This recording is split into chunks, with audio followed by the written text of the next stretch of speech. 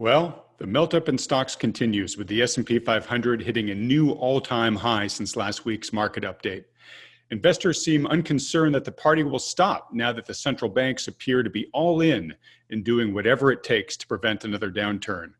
But how realistic is this belief? We asked that very question to today's expert guest, Michael Pento, whose name you may recognize from his frequent appearances on CNBC. Michael has a very strong conviction of where things are headed, and he doesn't mince words. You definitely want to hear his predictions. Oh, and if you're enjoying the high caliber of guests that we've been bringing onto this program, be sure to click the like button below. The more likes these videos get, the more exposure that YouTube gives them, and the more big names we can attract on the program. So click that like button. And now let's get started with this week's interview featuring Michael Pento. Hello, everybody. Adam Taggart, co-founder of peakprosperity.com here, welcoming you back to another week of trying to make sense of these markets. This week, we're extremely fortunate to be joined by Michael Pento, who's the president and founder of the investment advisory firm Pento Portfolio Strategies. You've probably seen him on CNBC. He's a frequent commenter there. He's author of the book, The Coming Bond Market Collapse. And I believe, Michael, when you started your career, you spent a couple of years on the floor working at the New York Stock Exchange. Is that true? That is correct. All right. And folks, you're not going to see Michael's bright shining face today. It's because he's a victim of poison oak, as we all are doing during these coronavirus days. He was outside and managed to find his way into my personal nightmare, which is poison oak. So, Michael, we all wish you a speedy recovery. Well, thank you. And some might say I look better with poison oak, but I like to think I don't. So we'll just do it audio. If you'll just do it audio for today, if you don't mind. Yeah, no worries. All right. We are also joined, as always, by the lead partners from New Harbor Financial, the financial advisory firm endorsed by peakprosperity.com. That's John Lodra and Michael Preston. Hey, John. Hey, Mike. How you guys doing? Hey, Adam. Hey, Michael. How you doing? Good. Oh, Doing great. Adam and Mike. All right, guys. So we'll get to talking about the week's action after we talk to Michael Pento here for a bit. Markets haven't done too much different since last week. They're still largely in melt-up mode. The precious metals did take a big whack, but they've been rebounding nicely. Big tech is back in the driver's seat. We'll get all into that in just a bit. But since we have Michael Pento here, we wanted to get his very experienced perspective on the markets, what's driving them, what's likely to happen next. So, Michael Pento, nearly all asset prices still continue to remain in melt-up mode. Investors just seemed unconcerned that another February-like correction can occur now that the central banks have been out there, both in word and deed, saying they'll do whatever it takes to support the economy and by inference, the markets. How realistic is this belief? Well, it's very realistic until they engender intractable inflation, which is the ultimate endpoint for this game, this charade. You know, it's amazing to me, guys, how it all started. We all started with the central bank, Federal Reserve, 1913, was supposed to just tinker around the very edges of the interbank lending rate. In other words, they would, kind of sell sovereign debt to liquefy the banking system in very short-term loans. And they never really were supposed to morph into an organization that was meant to ensure the stock market would never have a bear market or even a protracted downtick, and that the economy would never have a recession. But here we are, and these maniacs, these power-hungry maniacs, have now engendered a record amount of negative yielding global debt. It's close to 17 trillion once again. And 60% of the grand total of sovereign debt yields less than 1% now. So you ask me, how long can this last? Well, they're obviously, making loans, private loans to small businesses, not in the secondary market. They're now actually in the primary market making loans to corporations that are pretty much insolvent. Their balance sheet has gone from $800 billion in the end of 2007. So the start of the Great Recession, December 2007, the Federal Reserve balance sheet, $800 billion, has now skyrocketed to $7 trillion on its way to $10 trillion probably in the next few months. So you ask me how much longer it can go on? It can go longer for as long as they're able to manipulate and falsify asset prices until they engender their asinine inflation target and then some. So they all have this ubiquitous target of 2% inflation because, God forbid, Americans only had 1.5% inflation. You can't have an economy, right? I mean, how can an economy function? How can you as a consumer be happy that the purchasing power of your money is only being destroyed at 1.5% per annum? You only really can function when it's 2%. That's what they want you to believe. But I don't believe the Federal Reserve can nail any inflation target. They've proven over and over again that they can't even reach 2% the way they measure it. And they've proven over and over again that once they get inflation going, they can't really stop it. Remember in the late 70s and early 80s, they had to raise the Fed funds rate to 20% before they killed inflation. So my fear is they're going to continue to manipulate asset prices, primarily bonds, high yield and junk included in that now, and until they engender inflation, starts to go intractable, and then the game's over because once you engender intractable inflation, double-digit inflation and rising, then the central bank has a choice. They can either continue to falsify asset prices by printing money and watch inflation run hyper, or they can stop and then everything crashes. Because I can tell you this, gentlemen, if you have, let's just take the junk bond issuer called Bull Corp. It's an aluminum can company. They issued junk bonds recently at a yield of 2.8%, going out 10 years, over $1 billion. So if you have inflation running in towards double digits and rising, and you have junk bond debt trading and being issued below 3%, once the Fed steps out of the way and removes their bid, then yields are going to surge like they've never surged before. And that's when it all ends. So that's the end game. That's where we're headed eventually. I just, getting the timing right means everything in the world for how you invest. All right, so a lot you just gave us there, but let's dig into that last point that you just mentioned, because I think that's what people who are concerned, like you and we are, about what has been the distortions that have been getting created by the central banks here, most notably the Fed. It's a very tricky time to be an investor, right? Because as you just said, this either ends in hyperinflation, basically destruction of the currency because inflation just runs away with the magnificent amount of additional liquidity that's been printed over the past 10 years. Or the Fed has to pull out, right? Pull out its support, and then deflation, which has been desperately trying to happen, finally gets to step in. Right. Sending interest rates to the moon and basically killing anything that is over leveraged, which is pretty much every company in the economy these days. So it's sort of like, you're going to die by a fire and ice, inflation or deflation.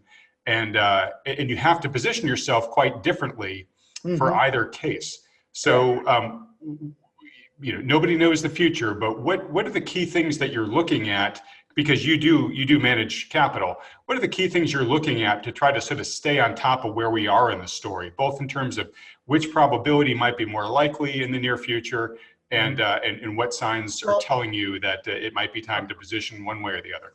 Okay, so great questions. First of all, it's very hard to get a technical hyperinflation macroeconomic condition in the United States because we are a world's reserve currency. We're losing that status. We're trying to debauch that status with every action from fiscal and monetary policy wise, but it's very hard to get a technical hyperinflation when you don't have an absolute currency collapse. And I find it very hard to imagine the dollar getting destroyed vis-a-vis the euro or the yen or the yuan or renminbi or any other major world currency. It's just not going to happen. I think they're all going to crash in tandem against hard assets. And you have to play these cycles because let me tell you, you asked a great question. What do I look at? So I have a 20-point model 10 components for the inflation indicators, and 10 for the economic cycle indicators.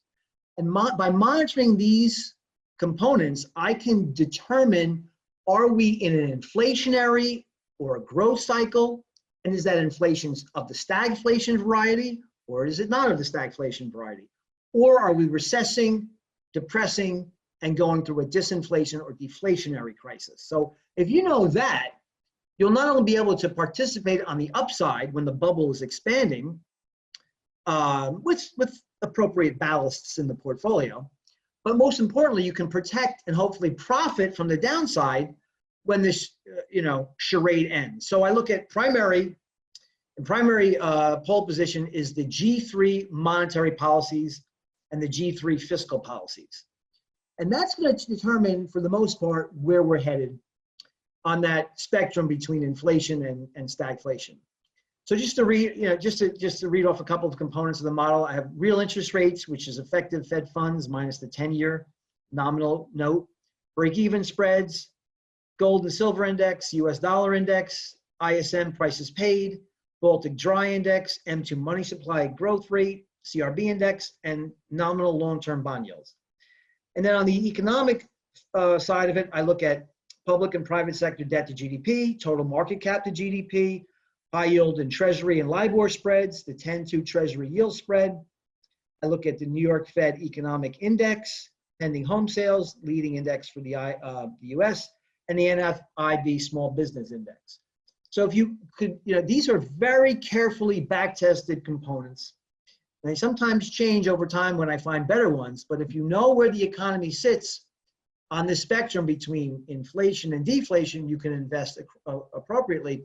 And it's more crucial now than ever, gentlemen, because we have a completely ersatz economy and a completely artificial stock market. For instance, let me just give you one statistic that I love to quote, what's Warren Buffett's favorite statistic, by the way. It's the total market cap of equities as a percentage of GDP. So you think about a normal ratio of the valuation of equities in relation to the underlying economy, it makes sense for it to be around 60 to 70%. And you would very rarely see a stock market that was equal to the total output of an economy in a year. It's very rare that it gets that high. Well, twice before in history, it reached 155% of GDP. That was in March of 2000, before the NASDAQ lost 80% of its value. And it also was earlier this year in January, before we lost 35% in a matter of a couple of weeks. Today, gentlemen, it's at an all-time record 177% of GDP. So it's 1.77 times the entire output of the American economy in in 1 year. Think about that. That's how astronomically unstable and falsified assets have become. And that's why it's so darn dangerous to be an investor without having a lot of knowledge, a lot of forethought, and a plan to be able to participate in this menagerie and then to profit when it collapses. All right, Michael, I want to jump in and interrupt for 1 second because you're putting your finger on a great point. I'm glad you are. So you're talking about the Buffett indicator. It's something that we've been talking about. We've mentioned on previous videos in the past. So we have been tracking that and waving the flag of, hey, folks, markets are more overvalued than they've really ever been at any point in history. I really appreciate you sharing those indicators with us. I think those are very valuable indicators for us to continue looking at going forward now that we've heard them from you. But I imagine most of those indicators, both on the valuation side and on the economy side, like the Buffett indicator, are probably at all-time highs right now on both sides of the ledger there. So what is that telling you? I know you just said, and I totally agree with you, it's a really dangerous time for investors, but what is that telling you? Does it mean that you think that the odds of a major pullback are extremely high right now, or what are you taking from all that? Its history is quite clear. Whenever you get near 150% of debt to market cap to GDP, you got a big problem. Things tend to crash. Now we've gone overboard And I imagine it's because all the Robinhood traders think they're going to get another $1,000 per week, perhaps, to go gamble in the stock market. So you see, that's why I have the model. So, if you're thinking about what's going on in DC, you have to ask yourself, are they going to be able, the Democrats and Republicans, going to be able to come up with another $1 to $3 trillion, and I'm going to put my fingers, you can't see me, stimulus package in quotes, to perpetuate this illusion? That's the big question, because there's a fiscal cliff coming of absolute unprecedented proportions. We already borrowed and printed over $3 trillion this year alone, which added to the baseline budget deficit was $4 trillion. So $4 trillion deficit, Adam, is 20% of GDP. This is would make some banana republics blush. And if you're throwing this money at the public, and virtually almost every penny of it is monetized by Mr. Powell and company. So this is why the market is absolutely surged in valuation above the underlying support of the economy. And it's very logical. It's very easy. If the economic growth and the economic fundamentals cannot support the valuations of stocks, it makes it that more tenuous and perilous a position to be long-only investor. Buy and hold your 60-40, Gaussian bell curve, efficient frontier portfolio, because you think about back when that was in style in the 50s and it lasted all the way to maybe the year 2000. If you had bonds as a ballast in your portfolio, well, if the stock market really pooped the bed, your bonds would make up for the loss in your stocks. Maybe your bond went from the 10-year treasury go from 6% to maybe 3%. That would give you a nice return. Well, when your 10-year treasury yields 0.6%, I don't care if it goes to zero, you're not going to offset a loss of 30, 40, or 50% or more in your equity position. So you can't just be diversified between those two asset classes and then turn your computer off and say the government has my back. That doesn't work. All right, and I'm glad you just mentioned bonds there, because we do tend to, I think the average person, retail investor, tends to focus on stocks an awful lot and not quite as much as bonds. Bonds are a little bit more of a murkier market for them, even though it's a much larger market. A lot of people have migrated out of bonds into stocks just because bonds, aren't paying they don't have the yields they used to have in the past. But when people think about bonds in their minds, they tend to think about, okay, yeah, that's stocks are risky, bonds are kind of safe. I think what you're saying is not in this market. Can you expound on that just a little bit? Well, I mean, let's be honest. When you're issuing high yield debt, as I mentioned, a sub 3% for a corporation that has been rated junk, which means it has a high level risk default, and then you ask yourself, well, every central bank on the planet wants to engender a 2% inflation target, and my 10-year duration bond yields 2.8%. And then after taxes and inflation, I'm guaranteed to lose money if the bond doesn't default like it's most likely to do. And I have to hope and pray that inflation doesn't go above 2%. So it really is a very dangerous environment to be a long-only bond investor, especially when, as I said at the top of the program, 60% of bonds yield less than 1%. So it's return-free risk, as they like to say. And I love that. And you know what? Here's another factor I'd like to throw at you. The U.S. national debt.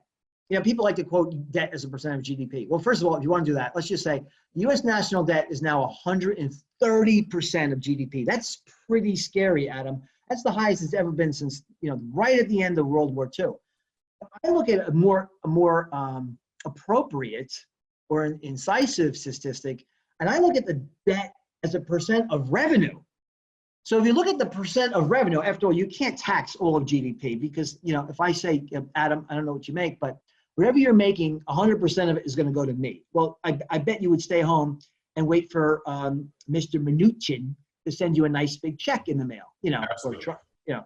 So you can't tax GDP at 100%. So I look at GDP as a percent of revenue. We're now at 1,000%. Our debt is 1,000% of our revenue. That's pretty darn scary. And when it gets really, really scary is when you think about the deficit, you're not slowly eating into that debt. You're adding to the debt to the tune of $4 trillion or 20% of GDP per annum. That's downright frightening. And then you say, well, okay, what are you telling me, Mr. Pento? I'm saying without the Fed's artificial intervention, the US government is insolvent. And that doesn't just go for the United States. It goes for Japan, it goes for Europe, it goes for China, it goes for every major sovereign bank on the planet. They are totally reliant on perpetual central bank intervention to make interest payments solvent. By the way, and I know you know this, but your audience might not know it. So, when the Fed buys a bond, the interest that the Treasury pays the Fed is credited back to the Treasury. They don't pay that interest. Imagine if the Central Bank of the United States tried to sell its balance sheet, which is now $7 trillion, tried to, shed some of these bonds to the public. Well, that means the government now has to pay interest to the public. That means they have to tax it. It has to be based upon economic reality. Well, Adam, we tried that. Do you remember what happened back in 2019? It was the summer of 2019. We had the Repo Crisis. Yep, they tried to drain the balance sheet, and it was a spectacular failure. They went from $4.5 trillion to around $3.8 trillion, still way higher than where it was, $800 billion prior to 2008. And that's all they got. And then the repo market froze, and all hell broke loose. The stock market plunged, the interbank lending rate froze, and it was over, game over. So that debt that they own has to be perpetually rolled over because they can never sell it to the public. There goes the value of the currency. Yeah, so folks that are listening, when we talk about the Fed sort of being stuck in a corner of its own making, Michael just did a great job explaining that corner. So Michael, and hey, Mike Preston and John Loder, I'm going to give you guys a chance to ask Mike some questions because I could see you guys reacting to a lot of what he was saying. But real quickly before I do, Michael Pento. So I think the really big question here on listeners' minds listening to you here is, okay, you've convinced me this can't continue forever. So the big question is at what point can they not get away with this any longer? Is this something that could collapse in the next couple of months? Is this something that could be dragged on for years or maybe a decade or more, like the way it's been in Japan? So I'd love the answer to that question. And if you could just also address the fact that we do have a presidential election coming up. Can they keep all this together and the markets elevated at these current heights through the elections, in your opinion? Okay, so the answer to the first question, which I believe I touched on already, is that they can continue the charade until inflation becomes a problem. It's very easy for a central banker to fix all the problems. All their tools that they have, they're very high-tech, sophisticated tools that they have. Well, the only tool they have is to have various versions of how to destroy your currency. That's all they have. They can do this program, this dollar swap program, and this cap on yields and this lending facility, but all it is printing money out of thin air by fiat, by decree, and expanding the supply of currency. That's their tool. So that when they say tools, that's all they have. And their tools are unlimited. I'll say their tool, singular, not plural. That's all they can do is devalue and dilute the currency in various forms, in various systems. That's very easy to do, and they can continue to do that with impunity until they run into inflation problems. So they can bail out the stock market, they can bail out corporations, they can bail out the federal government, they can bail out states, they can bail out municipalities, they can bail out the consumer, they can bail out everybody. They can bail out themselves because they're technically insolvent, but I don't think anybody cares because they can just print money. That goes away when people, this is what inflation is, okay? Inflation isn't necessarily the supply of money because, supply of money as measured by who? Measured by the monetary base? Well, monetary base surged in 2008 and 9 and 10. We didn't really have runaway inflation. We had asset price inflation. So inflation comes when the market decides that the purchasing power of your currency is going to be attenuated. It's going to be washed away. And that's inflation. So once they get that inculcated into the people and they understand through shows like yours what's really happening, they will begin to lose faith in their currency. The Fed's going to be very happy at first, Adam, this is going to be wonderful news to everybody. Even the Fed, they'll be, oh, joy. Look, core PCE, personal consumption expenditure deflator, is above 2%. Aren't I a great American? And then it's going to keep going, because that's the nature of inflation. Inflation doesn't stop on a dime. They have no history at all of nailing any inflation target. No central bank does, unless it's China and they just make up numbers. So that's the problem. That's when it ends. So that was the answer to your first part of your question. Now I'll answer the second part of your question as quickly as I can about the election. Election is very important because normally a divided government is very good for stocks, because it stops the intricacies and machinations of a particular party from purporting too much stress on an economy with their schemes. That's normally good news, but here's where it's bad news. So if you get a divided government, let's just say Biden takes the White House and the Senate remains under Mitch McConnell's control, and Nancy Pelosi keeps the House. That's divided government.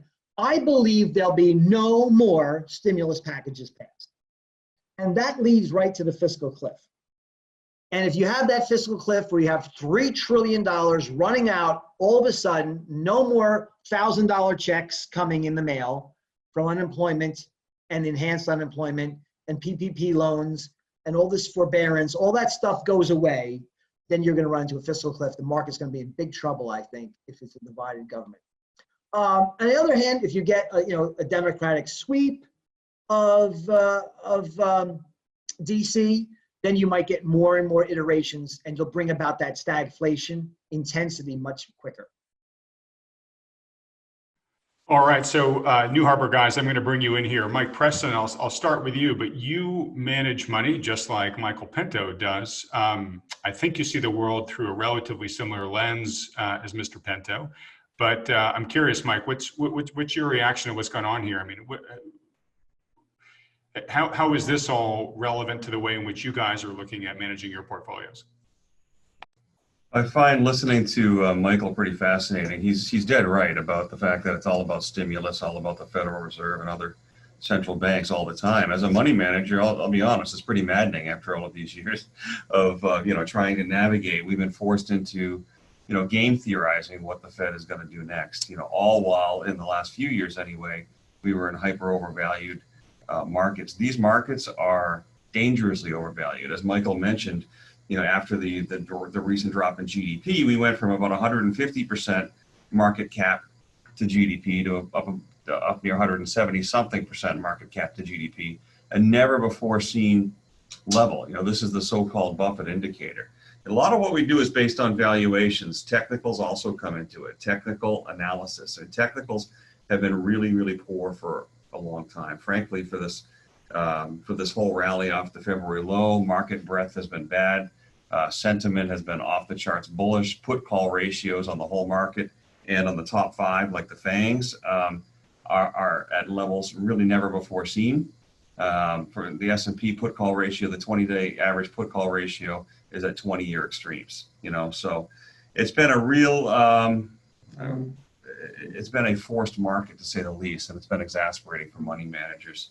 And we're no exception. And for the most part, we haven't been playing the game. We have been tactical to layer into the market on the March decline. We did so with some put hedges, essentially trying to collect premium. We made a little bit of return there, but we were quickly to the sidelines after that. And we remain where we have been for a few months, which is 0% net equity exposure, with some exposure to gold and precious metals. We have 0% net because of the fact that the small bit of equity exposure we do have is offset by some corresponding shorts. So we think the way to play the game is to still stand aside. It's tough. It's really hard to do as a money manager. I won't beat around the bush. It's hard to do. It's hard for an individual to do, particularly with the amount of FOMO that's going on. But we still think, even though we're back at the highs, that this is a second wave bounce, if you will. That this is the job of this move is to get everyone convinced that it's back to normal and it's never going to go down again. This feels like the Titanic market, the unsinkable market, and it's tough. But we're going to continue to be patient. 0% equity will be tactical on declines, and thankfully we have a bit of a tailwind with the precious metal miners we have on board. So that's how we're playing it right now. Thanks, Mike. And Michael Pento, I'm coming back to you here. I'm going to put up a chart here of the National Association of Active Investment Manager Index. And basically, this is just a chart that shows how fully invested capital investors are, investment management firms are. And it's at the highest point that it's been at in the series here that goes over the past couple of years. So right now, more investment managers are more fully invested at any time in history. Mike Preston here just said the guys at New Harbor, their approach is somewhat the opposite, where they're saying, look, things are so dangerous, we're going to kind of opt to not play the game when we can. Zero net exposure to equities and positions in some hard assets like the precious metals. How does that compare to how you are managing capital these days, Michael Pento? So we had a very good first half of the year. My model was lucky enough, thank God, we picked up on the Wuhan virus effects very early. In late January, the model picked up on some high frequency things that said was a problem. So I put some shorts in there. We had a very good first half of the year. So since then, we even in the last few months, we've raised about 50% cash, or a very high percentage of cash in the portfolio. And the reason is quite simple. There's still, last week there was 32 million people unemployed. This week it went down to 20, because you can't just look at what CNBS will tell you is the better than expected figure.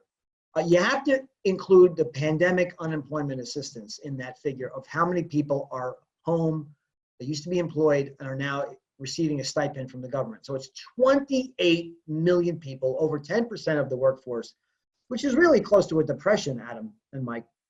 So these people are 100% reliant on a massive and unprecedented government transfer payment to maintain their consumption habits.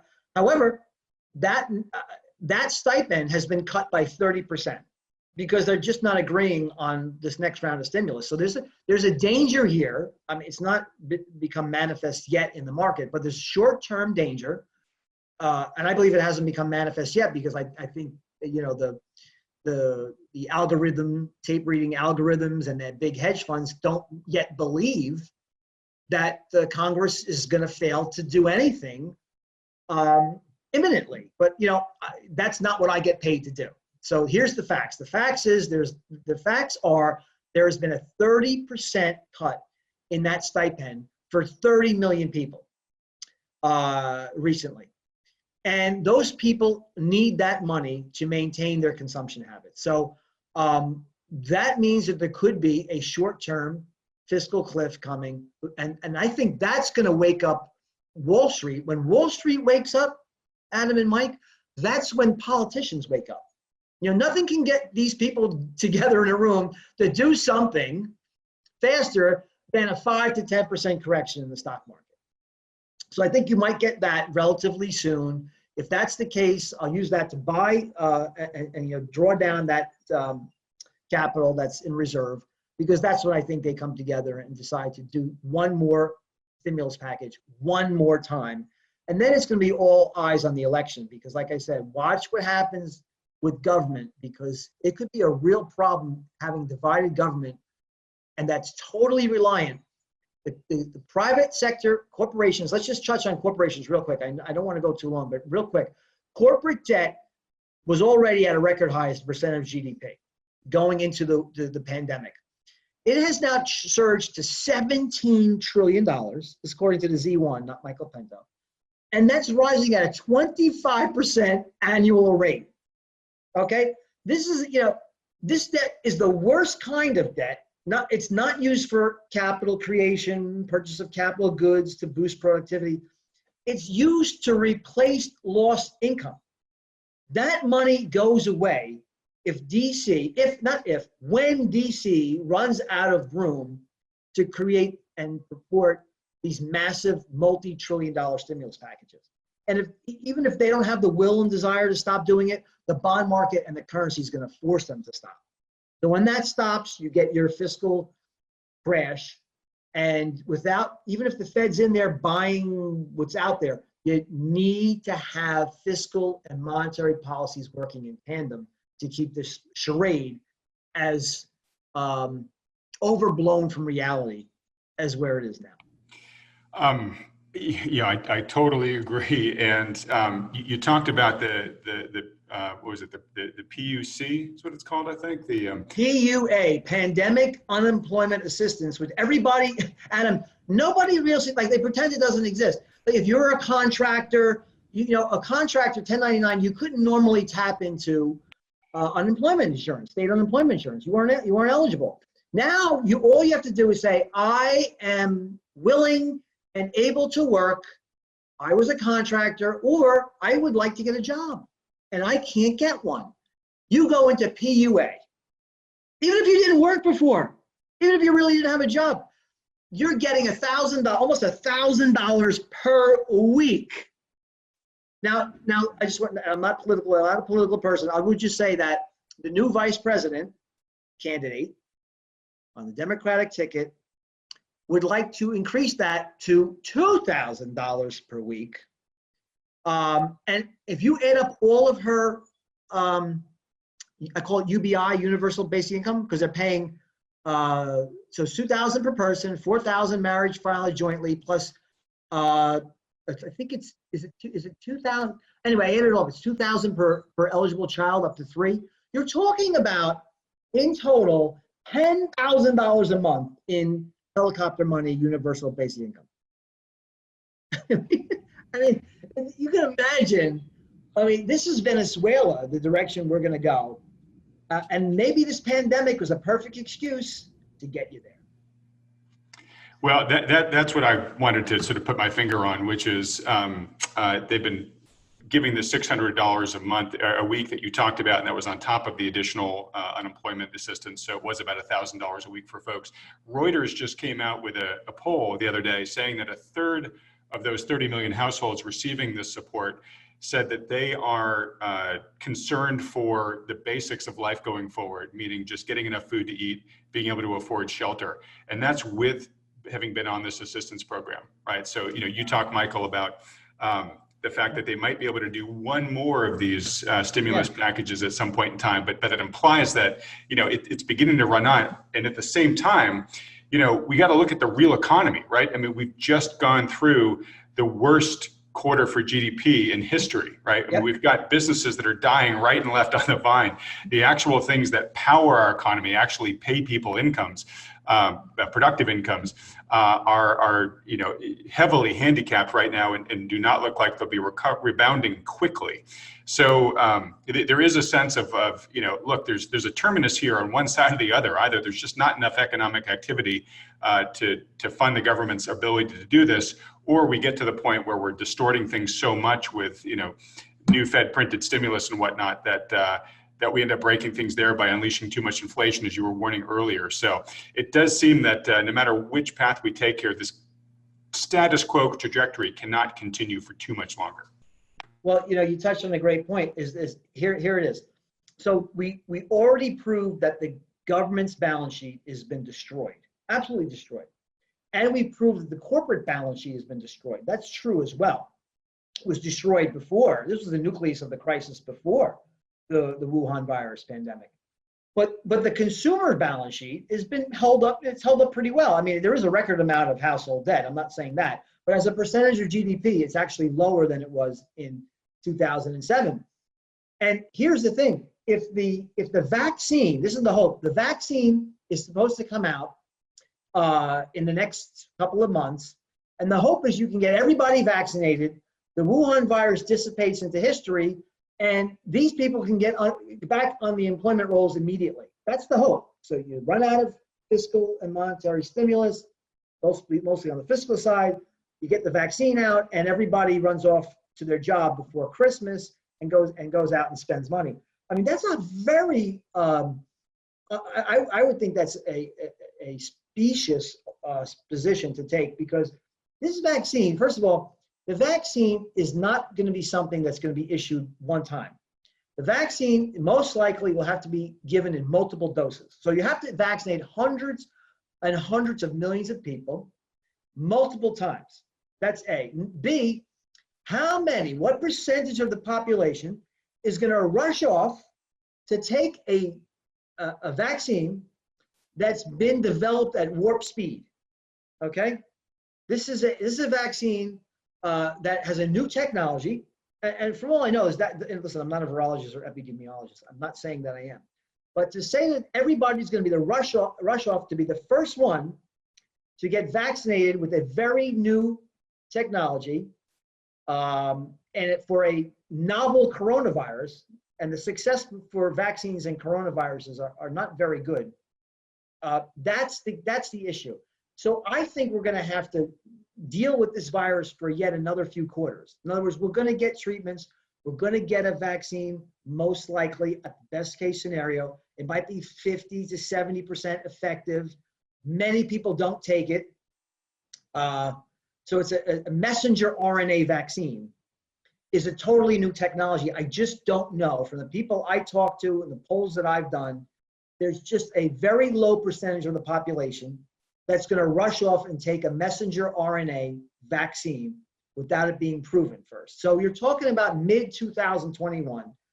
So here's the hole there. There's a big gap in time between what happens with fiscal and monetary stimulus and to the time where the consumer and public balance sheet is going to be made whole. What kind of state of disrepair is it in? And when those people are willing and able to go flying on an airplane and go take a cruise, is there a job to go back to?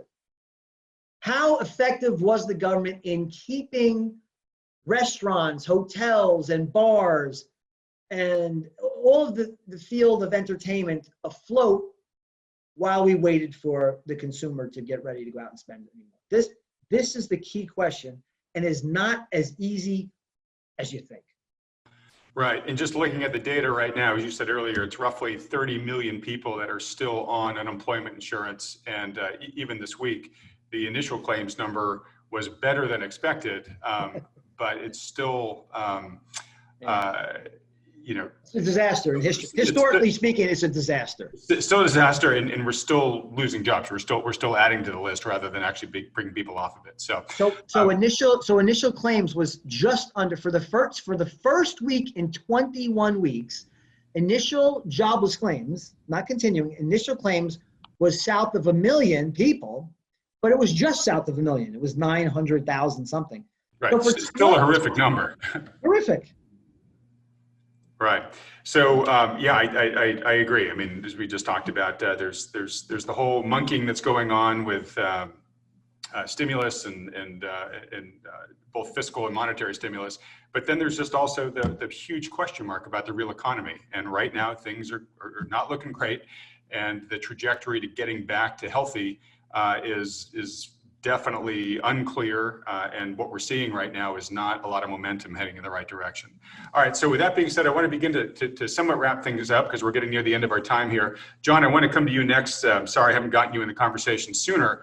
Of course, our big goal here is to try to make all this stuff actionable for people. The reason why we have you guys, New Harbor, on these calls every week is one, to help our audience benefit from your guys' insights, but also to have them hear from a financial advisor like Michael Pento, who sees the same risks that we do here at Peak Prosperity, is concerned about all the things that we've just talked about on this podcast, and is asking themselves, what can I do? What should I do about this? So Mike Preston mentioned earlier that you guys are still largely staying the course, but that being said, given what's been going on this week, given what Michael Pento said here in this interview so far, what, if anything, would you say to the average investor listening right now about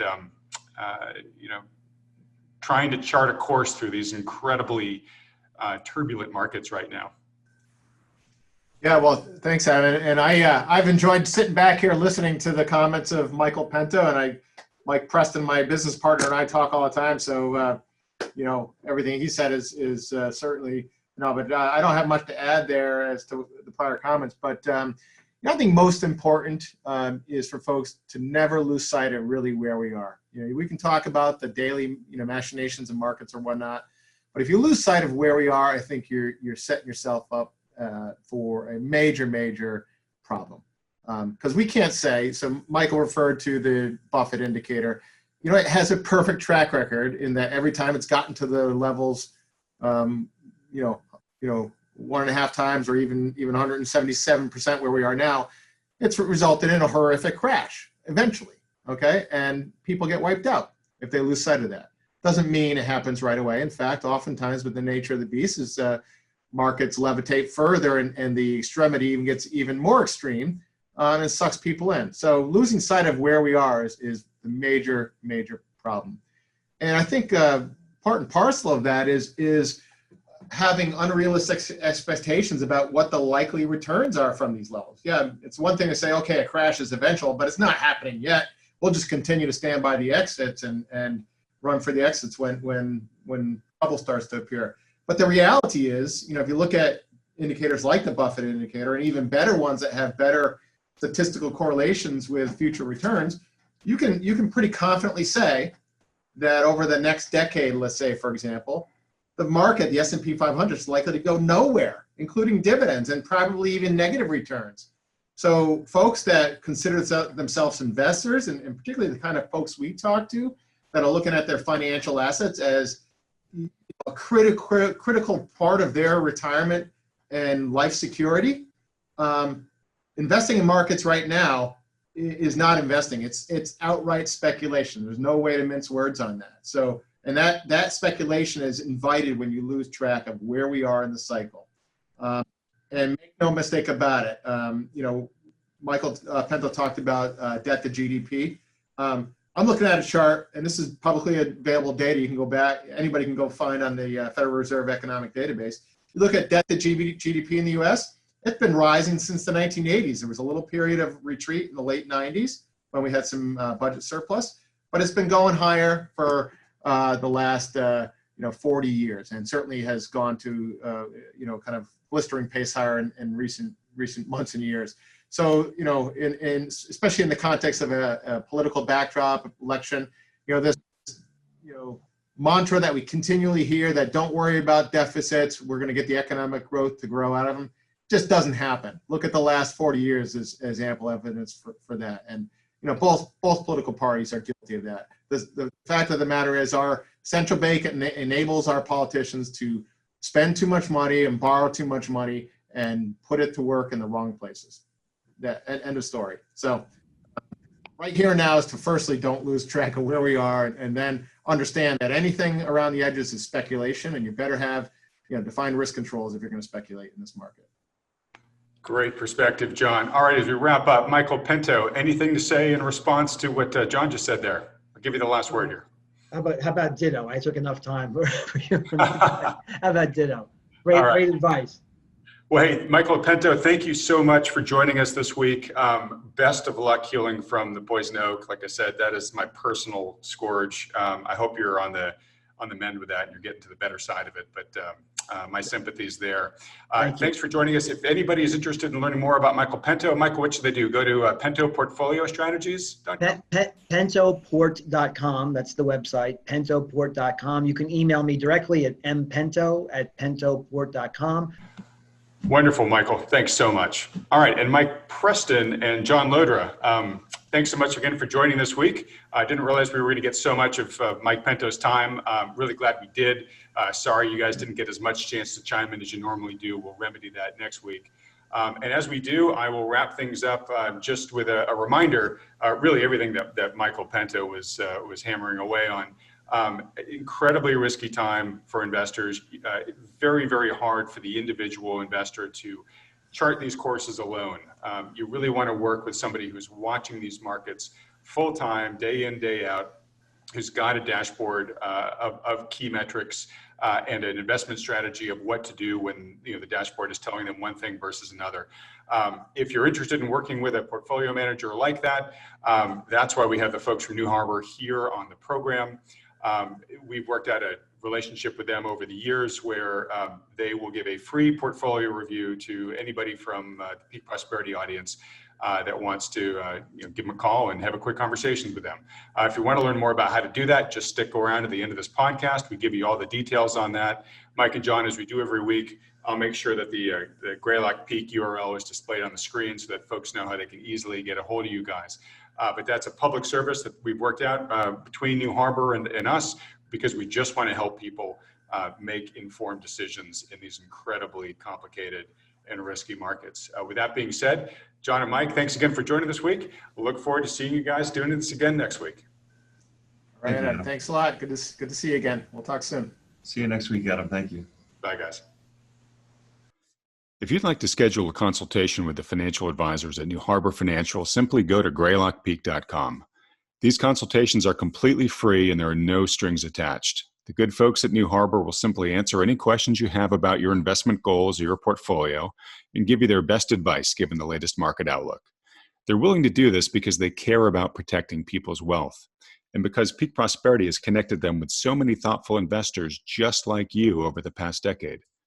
Chris and I started doing this because so many people have approached us in frustration and are looking for a solution because they're feeling out of alignment or just downright ridiculed by the standard sort of financial advisors who have been managing their money.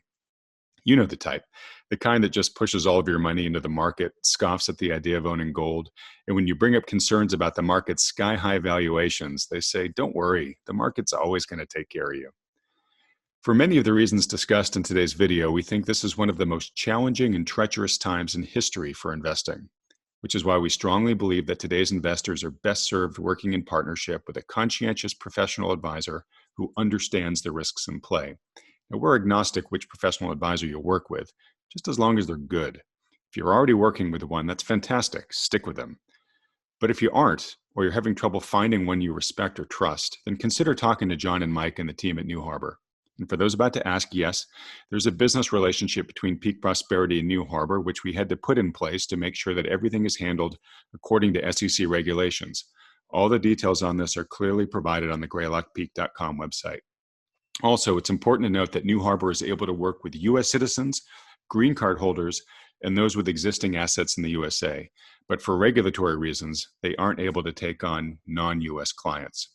All right, with all that said, if you'd like some insight and guidance on how to protect your wealth during this unprecedented time in the markets, go to greylockpeak.com to schedule your free consultation with the good folks at New Harbor. Thanks for watching.